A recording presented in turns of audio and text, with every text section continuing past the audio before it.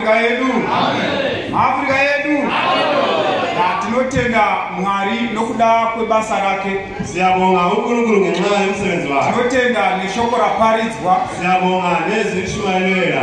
Zvino ino nguva tinoipa kuhama dzedu neshamwari. Manje lesikhathi sisingeza kuhloko zethu nabangani bethu. Vataswera navo pakerekezwa ranhasi. Esikhonze nabo elangeni namhlanje. Vanzwa kuparidzwa kweshoko raMwari. Abezwe ukushunyana kwezwi likaNkulunkulu. Vakabayiwa pamoyo. Bahlatshwa emhlabeni. Vanoda kupinda muchechi ravo. Abafuna ukungena enkonzweni. Vanozviratidza nokusimuka. Bayazibonakalisa vachiuya kuno mberi. Besizalana ngaphambili. Muchechi ravo the African Apostolic Church. Afrika yedu. Nokuti chitende chinorema ndechine mbeu. Vanhu vanokunda mweya yakaipa ndevana Mwari. Vanhu vanokunda zvikwambo ndevana Mwari. Vanhu vanokunda huroyi ndevana Jesu.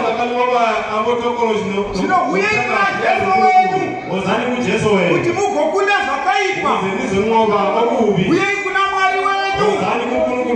Kuti agokubatsirai. Afrika yedu. Chechi yakauya.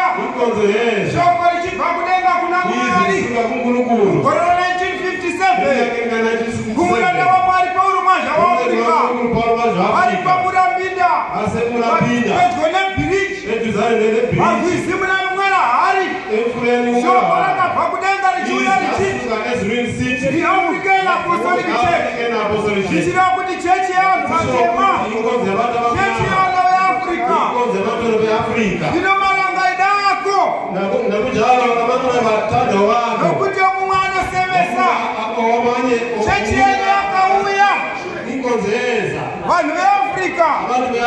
Uyei kuna Jesu wenyu. Kuti mugorwirwa. Uyei kuna Jesu wenyu. Anogona kuchinja upenyu hwako. Anogona kushandura upenyu hwako. Yevataunganira pano pazuva ranhasi. Kana varipo ngavauye. Vauye kuna Mwari wavasununguke. Vose vakanga vagomira chechi vanoda kusunungurwazve.